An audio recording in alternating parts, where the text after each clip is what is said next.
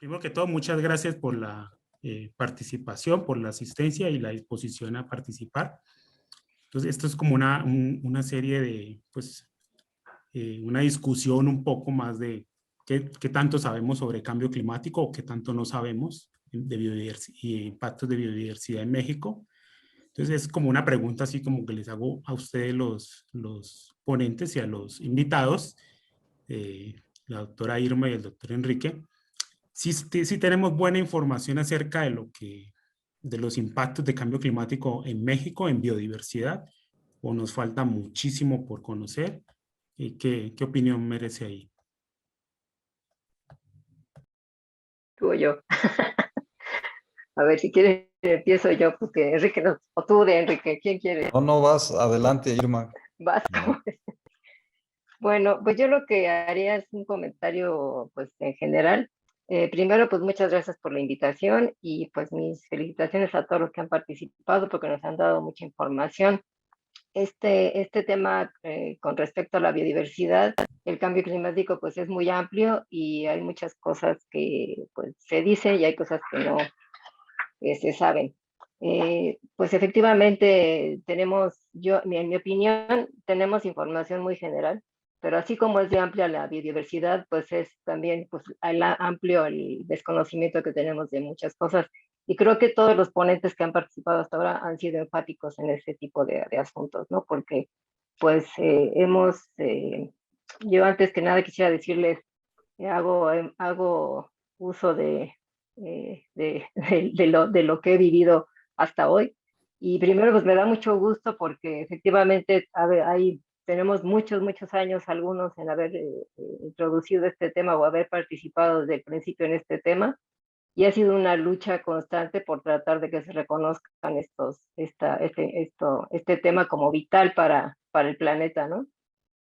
Y ha costado mucho trabajo, sigue costando mucho trabajo, y ese es un punto importante, ¿no? Porque tal vez en este público y con estos participantes, pues creo que todos estamos convencidos de la importancia. El reto es cómo hacer que los demás se convenzan de que esto significa, pues, un reto para todo el mundo, ¿no? Y ese es el punto crítico.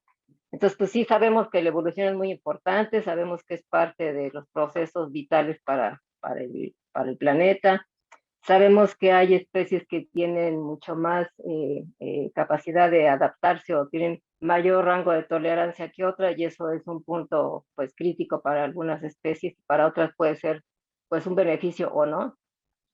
Lo que no sabemos para muchos para muchas especies es dónde está el punto de quiebre, ¿no?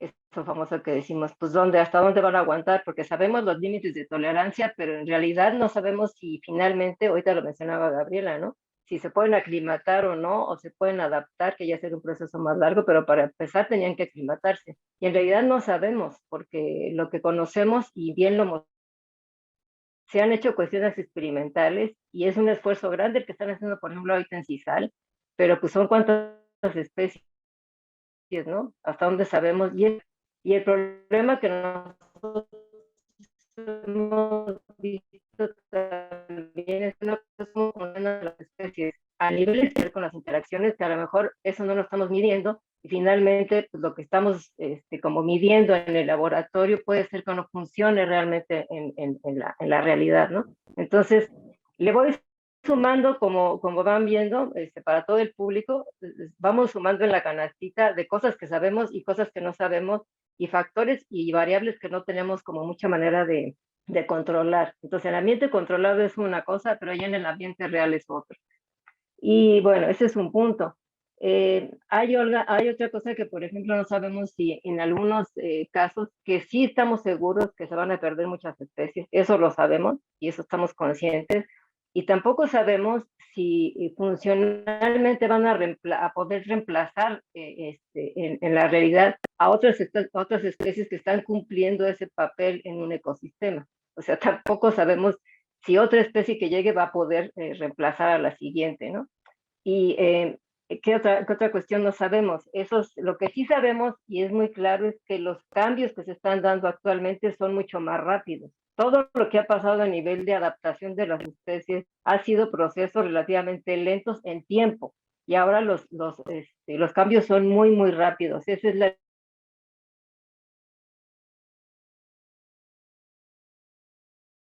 muy importante es la cuestión de las escalas, tanto en tiempo como a nivel de espacial. Entonces ya también lo vimos que una cosa es lo que funciona a una cierta resolución planetaria, a nivel continental, a nivel de país, a nivel de paisaje, a nivel de hábitat, ¿no? O de microhábitat. Entonces, esas diferentes escalas de cómo estamos afrontando los temas, pues también es otro problema que hay que intentar, pues, empezar a resolver. Y es difícil porque a veces la información no la tenemos a esas diferentes escalas. Es muy complicado. Leticia mostró algunos datos de lo que significa, por ejemplo, o Rafa también cuando mostró lo que significa, por ejemplo, los cambios a nivel fisiológico, ¿no? Y eso pues, ya es otro nivel de tratamiento. ¿Qué otra cosa no sabemos? No sabemos esta cuestión que les digo, o bueno, o es poco, o tenemos poca información, o es difícil hacer ese tipo de análisis cuando hablamos a nivel temporal, y no lo hablo a nivel de años, sino a nivel de lo que pasa a lo largo del año.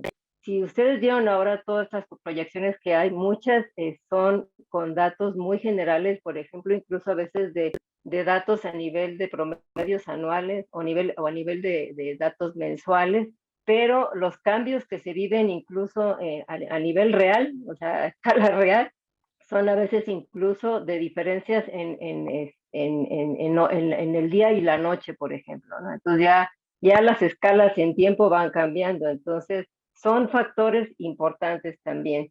Y en este caso, este punto que está ligado con el cambio climático es la presencia de lo que se conocen como eventos extremos. Esos son como algunos experimentos naturales que pueden funcionar para hacer este tipo de análisis. Y esos eventos extremos nos han mostrado que esos cambios a nivel de días que pueden pasar un evento y el efecto que pueden tener, pues pueden ser catastróficos para muchas especies, ¿no? Y la recuperación de este tipo de eventos es problemático. Desgraciadamente o afortunadamente, depende cómo lo quieran ver, desafortunadamente para los que les pasa algo, pero afortunadamente para hacer una experimentación como el efecto real es justamente utilizar estos eventos extremos como una manera de saber qué podría pasar en algunos sitios o con algunas especies, ¿no?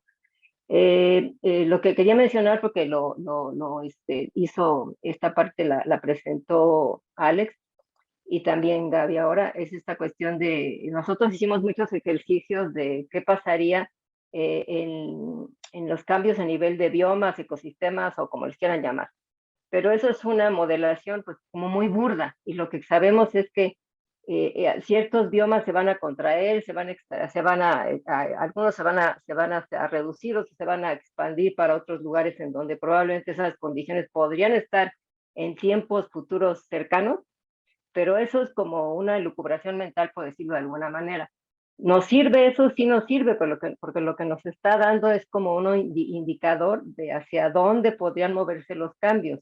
Pero eso obviamente es solamente un panorama muy general, que afortunadamente, y creo que ese es el punto que a mí me da mucho gusto, es que pues esos ejercicios se han hecho, se pueden seguir haciendo, pero lo importante es los datos que nos empezaron a mostrar todos los ponentes que estuvieron hasta hoy, que es tratar de verlo ya en la vida real, digamos, qué está pasando, ¿no? Porque nos pueden ser indicadores de dónde están pasando o dónde podrían pasar los cambios, pero ahora tendríamos que ver en la realidad si esos sitios, por ejemplo, tienen vegetación ahora o no, si está fragmentado o no, si está conservado o no. Entonces, en algún momento nosotros intentamos hacer un ejercicio como ese, están todavía los datos por ahí pendientes, y como esta cuestión de que los modelos o las proyecciones de cambio climático cambian todos los días y cada mes tenemos una nueva proyección, pues se vuelve muy complicado, y nosotros por eso paramos los ejercicios de hacer esto, porque ya era como un reto de ahora la semana que entra vuelvan a hacerlo todo con el siguiente modelo, ¿no? Entonces, no creo que sea inútil hacer el ejercicio, pero creo que habría que ser pensar qué otra cosa nos podría servir mejor. Ahorita lo podríamos discutir, hay muchas cabezas haciendo cosas, y creo que eso sería una de las cuestiones importantes, ¿no? Sabemos que además a nivel de poblaciones es donde podrían estar los efectos reales, y podría haber en este caso, por ejemplo, que puede haber extinciones locales y a lo mejor en otros lugares podría no ser el mismo efecto. Entonces, ese también es otro punto también importante como a reconocer, ¿no? Y bueno, ahorita solo para un poco como dejarle ahí los comentarios que podría hacer, que también es muy importante, como mencionaba ahorita, que todo esto permee hacia otros sectores. O sea, ¿por qué no se ha podido permear? Esta cuestión de adaptación basada en ecosistemas, o sea, para los gente que hemos estado ligada a la cuestión de conservación, pues es como muy evidente. Es barata de evitar todo esto.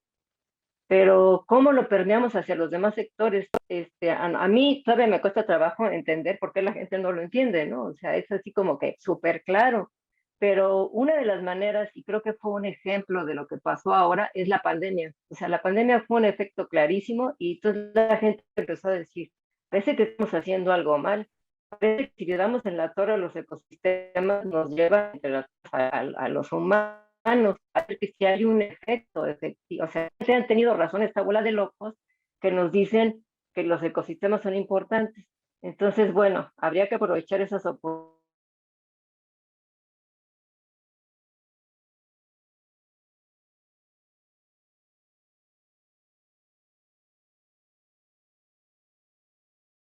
Ok, yo justo quería comentar sobre los comentarios de Irma. Yo recuerdo una de las clases, honestamente no me acuerdo cuál, que decía nuestro profesor que sabemos nada de la gran mayoría de las especies, poco de unas cuantas y todo de una o dos. Entonces, en cuestión de cómo van a cambiar o de cómo van a responder, estamos en pañales. O sea, yo me pongo a pensar en lo que sabemos de anfibios y, hombre, seguimos descubriendo especies, seguimos en la etapa descriptiva. Y no es México solamente. Claro, en los países que tienen 7 especies, por supuesto, que ya las describieron todas, pero esos son los menos. O sea, en toda los países que viven entre los trópicos, que son la mayoría, no sabemos mucho. Esa es una. Y la otra es que me parece sumamente importante el último comentario de Irma. Yo, yo a lo mejor soy muy naive y a lo mejor tengo todavía este impulso de la juventud. Pero hay una cosa que no nos ha quedado clara a nadie y no lo hemos sabido transmitir. La vida, la vida como tal, no se va a extinguir. O sea, no se va a extinguir, se van a extinguir muchas especies, seguro, ¿sí? Pero la vida va a seguir. ¿Quiénes la vamos a sufrir? Van a ser los humanos, los humanos. En algún momento leí, y seguro Gaby me puede corregir de este dato, que como el 80% de la población mundial vive cerca de las costas. ¿Qué va a pasar cuando efectivamente haya se me fue la palabra, cuando sube el nivel del mar, ¿no? O qué va a pasar cuando empiece a haber sequías extremas o lluvias intensas. ¿Quiénes lo vamos a sufrir terriblemente? Son los humanos. Y otra cosa que es además gravísima, acoplada con las diferencias sociales que existen en el mundo, quienes lo van a sufrir más van a ser los que menos tienen. Y desafortunadamente todo eso se va como construyendo en un sistema que no puede más el mundo. Y a mí sí me gustaría, a lo mejor un poco contradecir, son vitales las acciones locales, pero si no hay acciones de los gobiernos globales, no se va a poder hacer mucho más. O sea, claro, una comunidad que tiene un bosque, que tiene un fragmento de vegetación sano, va a sobrevivir probablemente mucho más que los cinturones de miseria que tenemos alrededor de la Ciudad de México, o incluso en la Ciudad de México, donde ahora ya es común que te quedas sin agua. Pues, ¿por qué nos quedamos? O sea, ya una colonia no tiene agua una semana. Es lo más común del mundo. Claro, probablemente no sucede en Chimalistac o en San Ángel, ¿no? Pero sí sucede. ¿Y por qué no hay agua? Bueno, porque la cuenca Cuixmala está seca. ¿Y por qué está seca? Bueno, o sea, vamos como entonces. Y ya para terminar, porque ya levantó la mano Alex, este, hay un grave problema de desconexión entre la causa y el efecto. O sea, seguimos pensando, y esto va para las nuevas generaciones y ojalá, no, y para todos, no, es para todos. Es fácil, es realmente muy fácil y aparentemente no es costoso. O sea, es muy fácil comprarte porquerías de 3 varos, pero que además, o sea, eso tiene un costo que va repercutiendo. Entonces, si no rompemos esa cadena, que no sé cómo, no va a haber forma de modificar esto. Este rollo de la basura es terrible. O sea, tenemos como muchas cosas que se van a... Pero Este, muchísimas gracias, Leticia, y bueno, gracias por la invitación a todos y por estar acá. Sobre en qué vamos y qué es lo que nos falta. Yo creo que, pues, naturalmente en cada una de las disciplinas, de las diferentes ponencias que se dieron en estos días, falta muchísimo trabajo y falta ahondar en muchísimos temas. Todo este asunto del cambio climático y la manera en la que el cambio climático define el sistema terrestre en general en las diferentes escalas, pues tiene muchísimas aristas y muchas complicaciones. Entonces, disciplinarmente a cada uno de nosotros nos falta mucho, pero yo no soy muy pesimista al respecto. Yo creo que hemos avanzado mucho en las diferentes disciplinas y creo que hemos aportado bastante cada uno desde nuestro trabajo en entender un poco mejor cómo el cambio climático modula la vida en general en la Tierra. Ahora sí soy muy pesimista en que yo creo que como comunidad científica hemos fallado en comunicarnos más entre nosotros. Porque si bien es necesaria la comunicación a la sociedad, que es una segunda falencia gravísima, primero necesitaríamos entre nosotros integrar la información, porque cada uno desde su disciplina entonces está aportando cosas en diferentes escalas, desde diferentes perspectivas, qué sé yo, la ecología del paisaje, la biogeografía, la ecofisiología, la paleoecología. Creo que no hay puentes entre nosotros para que podamos darle al problema la dimensionalidad que realmente tiene, la complejidad que tiene. Para poderla entender, creo que tenemos entonces que esforzarnos un poco más para articular todo el conocimiento que se está generando desde las diferentes disciplinas. Y creo que de esa manera se facilita mucho más entonces ese segundo problema que es muy grave, que es la desconexión de la ciencia con la sociedad. ¿Cómo hacemos, por ejemplo? Me parece súper importante lo que decía Leticia sobre el consumo. Y siempre que a mí me dicen qué podemos hacer, la política es amarga siempre, pero desde la perspectiva personal, ¿qué podemos hacer? Consumir menos, consumir menos, consumir menos. Si fuéramos conscientes de la complejidad, de la manera en la que se articulan las diferentes esferas en términos de este problema del cambio climático, creo que sería más fácil tomar conciencia de que hay que consumir menos. Entonces, simplemente para resumir, yo creo que nos falta una perspectiva un poco más multidisciplinaria, transdisciplinaria, no sé cómo llamar, pero de integración, digamos, de las disciplinas. En ese sentido, por ejemplo, el PINC es un esfuerzo bastante importante y creo que es una iniciativa bastante buena de integración en general. Y lo segundo es que creo que hay que echarle muchas más ganas a la comunicación hacia la sociedad de todo este conocimiento científico. Muchas gracias, Ale. Enrique, ahora sí, te doy la palabra. Gracias. Bueno, primero, buenas tardes a todos y agradezco mucho la invitación de parte del PINC de Julián, de Francisco, de quienes hayan organizado este evento. Y también agradezco y reconozco la importancia de haber organizado este evento principalmente con los investigadores jóvenes. Empezando por ti, Julián, pues toda esta nueva camada de investigadores académicos de la nueva generación que viene empujando durísimo y que eso obviamente trae pues mucho ánimo en el tema de la biología del cambio climático, de tener ese optimismo del que nos habla Alex sobre el progreso en el conocimiento. Yo también veo pues una serie de vacíos que más bien son oportunidades de desarrollo en la investigación dentro del tema de la biología del cambio climático. A mí me gustó mucho cómo inició Leti su presentación, no esta participación ahorita, sino en su presentación, en donde dijo que ella lo que quería pues era dar un panorama del conocimiento sobre anfibios y cambio climático en México, y acabó rápido porque no encontró nada, básicamente, ¿no? Y si hacemos así en cada uno de los grupos o de los temas que nos interesan, eso nos va a pasar. Yo soy un convencido que en realidad sabemos casi nada de los impactos del cambio climático actual en la biodiversidad mexicana, y lo podemos extender regionalmente. Pero también me entusiasma mucho ver los avances tan importantes que se han hecho. Refiero a los trabajos de Alex específicamente ahorita, sobre el entendimiento del fenómeno del cambio climático en la biodiversidad, visto hacia el pasado.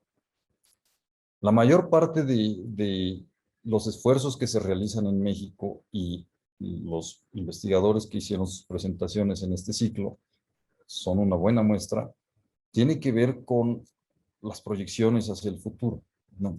Y entonces ahí nos enfrentamos a lo que Irma nos habla sobre, pues, los escenarios, las incertidumbres asociadas, etc. Entonces yo lo que veo es un hueco enorme que es muy importante empezar a llenar entre el pasado más o menos lejano, que es la paleoecología que trabaja Alex, y las proyecciones hacia las próximas décadas, ¿no? A lo largo de este siglo, en qué es lo que podría pasar con la biodiversidad. Pero lo que está pasando, es decir, lo del pasado muy reciente, en las últimas décadas, y lo que está ocurriendo ahorita, yo siento que ahí hay un enorme hueco que nos impide tener un entendimiento como integral de a ver qué impactos está teniendo el cambio climático en la biodiversidad de México, qué especies, qué sistemas, en qué lugares. Y, y ya cuando nos metemos en ese tema, hay oportunidades importantísimas que son huecos para poder entender cosas como el impacto en la fenología, ¿no? No sabemos casi nada de qué es lo que está pasando con los cambios fenológicos. O ciertos sistemas completos, los sistemas de agua dulce, ¿no? Los ríos, por ejemplo. Hay muy poco que sabemos, casi nada, sobre el efecto que está teniendo el cambio climático en particular sobre este tipo de sistemas, o los suelos, o las cavernas, en fin. La biodiversidad que no es tan popular o no es tan conocida, por un lado. Y las interacciones que existen entre las especies, o sea, son campos de oportunidad. Y yo creo que lo que dice Alex es muy importante. Nos hace falta organizarnos entre nosotros. Este nuevo ritmo que está tomando el PINC puede ser una gran oportunidad. El PINC ahorita es, bueno, el PINC es una cuestión de la UNAM, pero con aspiraciones al alcance nacional. Entonces yo creo que en el seno del PINC podría haber gestar esta organización que sí, sin lugar a dudas, nos hace mucha falta de intercomunicación entre nosotros para ver cuáles son las prioridades y cuáles son las rutas que optimizarían el avance en el conocimiento y en el entendimiento, porque pues, sí, ciertamente estamos en una carrera contra el tiempo. Y ya para terminar, el aspecto que me parece crítico también es que tendemos a encapsular y a analizar los fenómenos de manera más o menos aislada, el cambio climático y luego otros estresores como pues la contaminación en los cuerpos de agua, o como cambio de uso de suelo, por ejemplo. Pero no lo podemos ver de manera aislada porque están interactuando sobre la biodiversidad de una manera sinérgica, y que necesitamos empezar a entender esas relaciones no lineales de los sistemas complejos. Hasta ahí la dejo para dar oportunidad a mis demás compañeros. Gracias. Gracias, Enrique. ¿Alguien quiere decir algo más aquí? Porque iba a hacer justo una pregunta ahí como... A ver, yo nada más tirando. para completar Sí, algo de lo que les decía ahora, justamente esa era como la provocación en la que yo caí ya hace un poco de tiempo, ¿no? Decía esta última parte que les decía de hacer y hacer los modelos con los nuevos y volver a hacer, o sea, como un ejercicio académico creo que está muy bien, porque, y además porque cada vez podemos hacer como disminuir tal vez la incertidumbre de saber como que qué podría pasar en un futuro, ¿no? Pero estamos ¿cómo se llama? Como concentrados, como tratar de hacer ese tipo de cosas, que lo que dejamos a un lado es que los cambios están presentes. O sea, hay poca documentación de evidencias reales de lo que está pasando, y por eso les hablaba de los eventos extremos, porque esos están ligados con esto, ¿no? Pero en realidad también las acciones es lo que tendríamos que estar haciendo ya. O sea, cómo hacer y cómo convencer a la gente de que si conservas, te va mejor.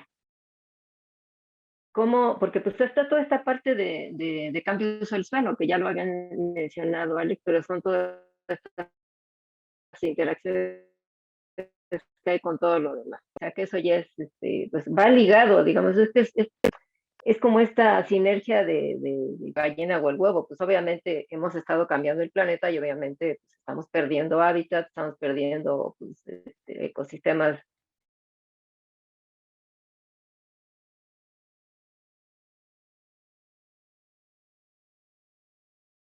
Pues, ¿cómo actuamos? O sea, ¿qué hay que hacer para parar eso?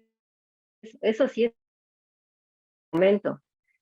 Y también, como dicen, yo a veces quiero ser positiva y a veces quiero ser negativa, con lo que decía, ya no me acuerdo quién fue el que dijo ahorita que esta cuestión yo también siempre les digo, no se preocupen, o sea, no se preocupen por el planeta se va a recuperar, nosotros no vamos a existir, eso seguro, o sea, y las especies, algunas otras especies, no sé quién va a estar, pero el planeta se va a recuperar. El problema es para nosotros, ¿no? Entonces, ¿cómo hacemos para que seamos una especie menos pues invasora y destructora y deterioradora de todo lo que tenemos en la mano, ¿no?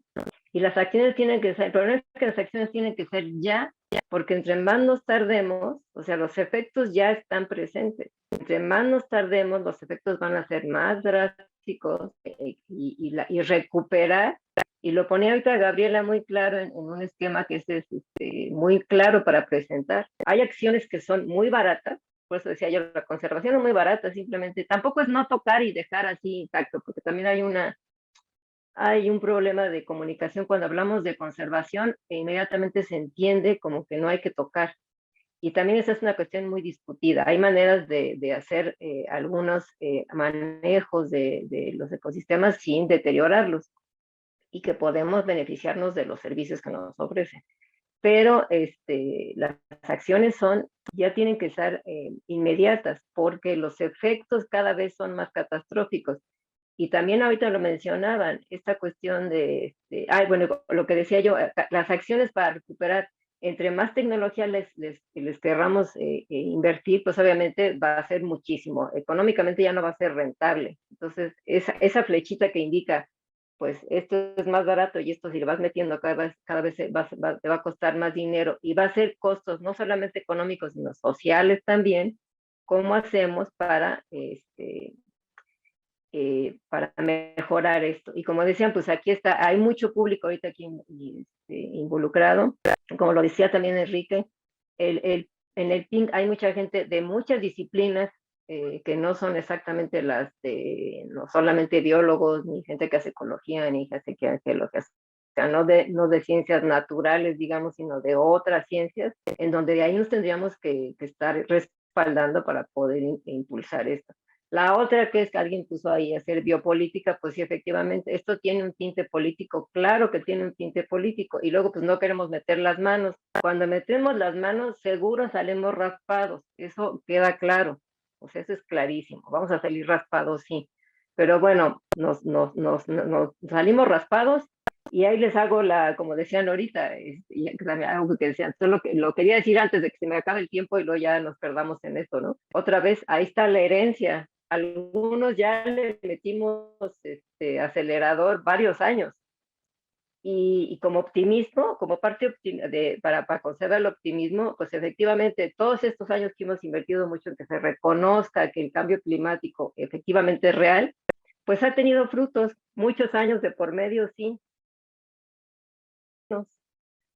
ahora sí, yo siempre les digo también, pues ahí vienen, como decía, ahí vienen las nuevas generaciones y las más nuevas y las más nuevas.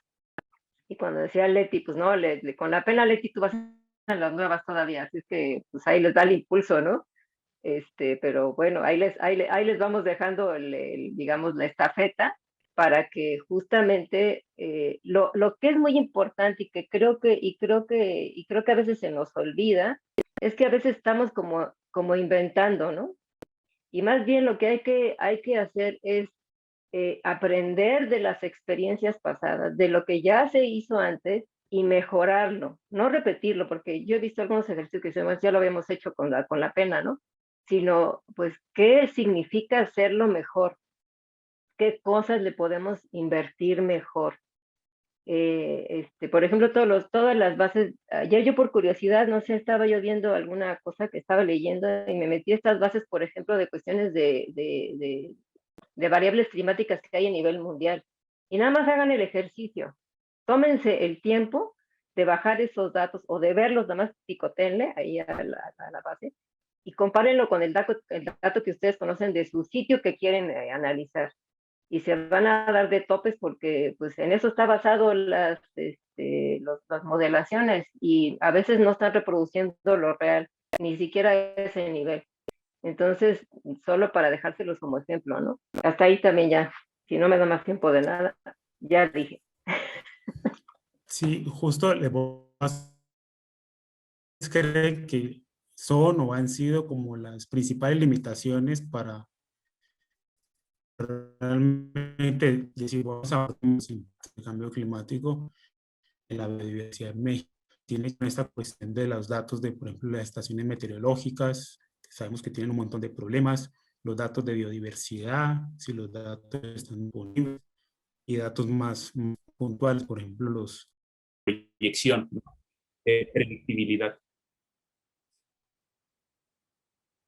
Ahora, Gabriela, por favor, levantó la mano acá. Listo, ¿sí me oyen? Sí. Gracias, Julián. Bueno, en mi opinión, yo creo que una de las grandes limitantes que en la actualidad, acá en México al menos, es como este interés de los gobiernos de mantener estos apoyos a la investigación, ¿no? Para seguir generando toda esta información que lleva tiempo, ¿no? Y que requiere un esfuerzo no solamente a nivel institucional, ¿no? Por las instituciones académicas, sino de gobierno, ¿no? Actualmente, bueno, sabemos que varias instituciones están en crisis, aún siendo altamente productivas y dan una gran cantidad de información a la comunidad general. Está el ejemplo de Conavio, donde cada vez hay menor cantidad de recursos, ¿no? Entonces quiero poner el dedo en la llaga, pero sí creo que hace falta un mayor interés por parte del gobierno para seguir financiando investigaciones que tengan que ver con la transmisión de los conocimientos científicos, ¿no? Y que puedan tener un efecto sobre las sociedades, también para que nosotros como sociedades comencemos a cambiar el ritmo, ¿no? Y como comentaban hace un momento mis colegas, estos hábitos de consumo, ¿no? Que tenemos y como cada vez nos sentimos más desbordados por información de consume, compra, pero no tenemos información que esté igual de desbordada que nos diga, rehúsa, mitiga, ¿no? O haz acciones que sean mucho más sustentables, ¿no? Entonces, esa, en mi opinión, es una de las acciones que creo que hace falta y uno de los grandes retos, ¿no? Por parte del gobierno, ¿no? Que realmente invierta en acciones de desarrollo y de conocimiento de nuevas tecnologías para combatir el cambio climático, ¿no? Por ejemplo, otra de las cosas es mantener los apoyos de investigación hacia el desarrollo de tecnologías limpias, ¿no? Hay varios proyectos que se iban siguiendo de gran envergadura en el país que hacían este tipo de desarrollos tecnológicos, ¿no? Para ver de qué manera podríamos comenzar a utilizar energía limpia y no solamente de fósiles. En realidad, ese apoyo cada vez es menor. ¿no? Es también como un tema sensible, pero muy importante que no podemos dejar de tocar, en el que tenemos que revisar que finalmente este interés de otros países y de programas de adaptación al cambio climático que México forma parte a nivel internacional, bueno, tenemos que adecuarnos y tenemos que mantener el apoyo para seguir haciendo investigación, ¿no? Sobre energías limpias y no solamente depender de combustibles fósiles. Y bueno, finalmente, también segundo el comentario de Alex y de Rafa,